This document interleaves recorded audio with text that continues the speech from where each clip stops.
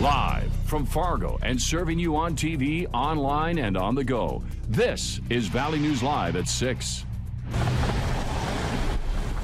Temps are expected to stay near or below zero for the entire weekend. This after the Midwest and the East Coast have suffered through a bitterly cold and snowy week. So if you're thinking about stepping out, be sure to bundle up, as the cold is likely to play a major factor into your New Year's Eve plans.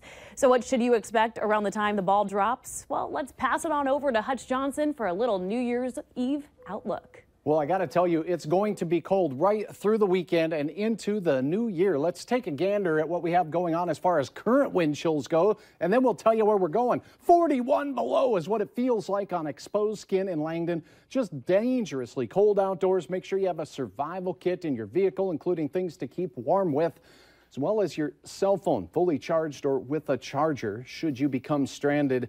Now, exposed skin can freeze in mere minutes. Now, there is a wind chill warning for our entire viewing area.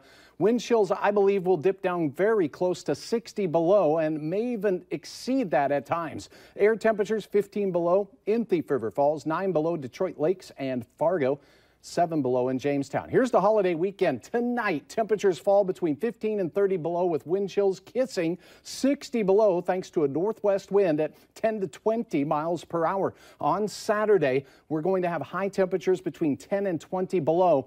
And then take a look at your New Year's Eve forecast. After a brutal Sunday morning, the eve looks a little warmer, but it's still going to be dangerously cold. Air temperatures around 15 below at midnight, dropping to around 20 below in Fargo, with a high on New Year's Day expected to approach 2 above in Fargo. So the dangerous cold stretch of weather will continue right through the weekend. And as you mentioned, we're below zero for the entire time.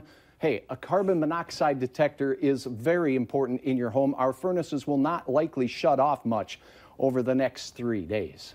All right, thanks, Hutch. And if you're out in those conditions, always make sure you have the Valley News Live Storm Team Weather app. You can keep up with the weather anytime, anywhere, but you'll also get the latest forecasts and conditions so you can plan your day. Just search VNL Weather in the App Store and download it for free. A grain elevator explosion in southwestern Minnesota left 3 employees with injuries. It happened in Northrop, Minnesota, which is southwest of Mankato. Around noon yesterday, authorities responded to a reported explosion and found the top portion of the grain elevator blown off. The debris from the explosion caused damage to several nearby houses, businesses, and vehicles. 3 employees were treated on scene, but were later released with minor injuries. Minnesota is now one of 36 states in the U.S. dealing with widespread reports of the flu, and the Centers for Disease Control says it's continuing to get worse across the country. Minnesota health officials say 585 people have been hospitalized with the flu this year. 172 of those were just in the last week. The CDC also released their latest numbers today. 13 more states are reporting widespread flu activity just since last week. And another 13 reported regional activity. 3 children died from flu-related complications, and doctors say it's not still too late to get your flu shot. It's especially important that older adults get vaccinated. A Jamestown teen is recovering after being trapped in his pickup after a rollover crash in Otter Tail County. It happened around 11:30 last night on I-94 in Fergus Falls. The Minnesota Highway Patrol says 19-year-old Luke Bowman was driving too fast for conditions when his pickup flipped and hit the center median cable barrier. Bowman was taken to a Fergus Falls hospital for treatment of minor injuries. Authorities say he was wearing a seatbelt at the time of the crash. In our schemes and rip-offs tonight, if you're looking forward to starting a healthier lifestyle for your New Year's resolution next year, Fargo police want you to know about weight loss scams making the rounds. The department posted the alert from the Federal Trade Commission on the neighborhood site next door. So if you see an ad promising weight loss in 2018 with no effort, don't be fooled. That's because the truth is those ads that promote products won't deliver on their promises.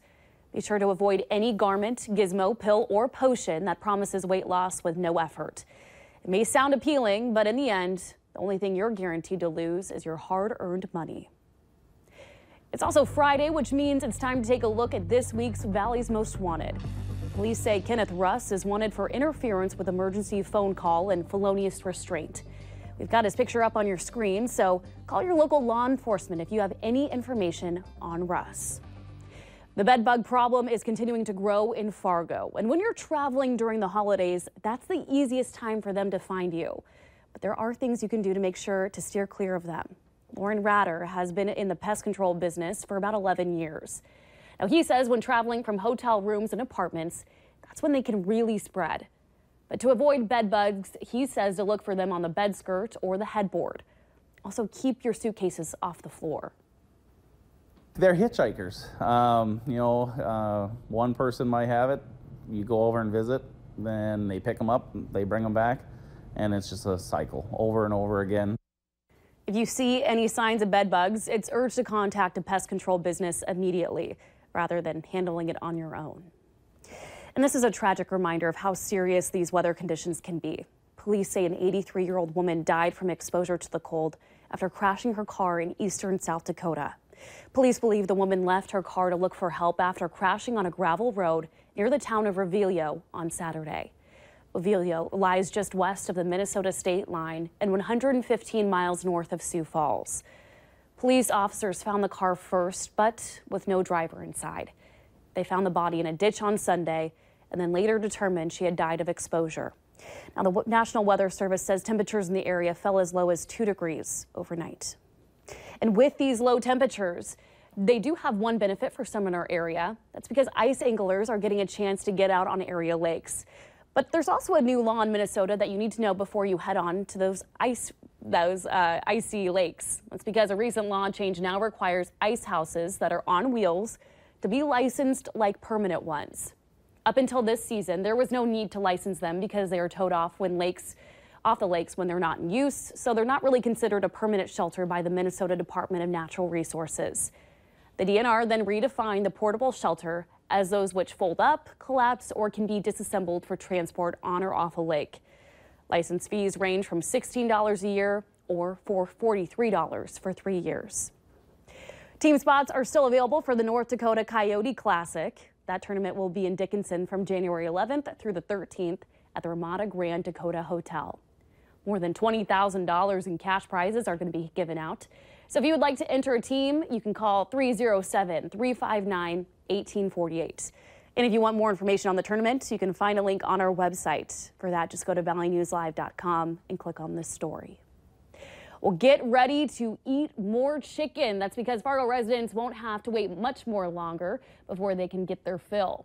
The new Chick-fil-A located at 4100 13th Avenue South near the West Acres Mall in Fargo is set to open January 18th of next year.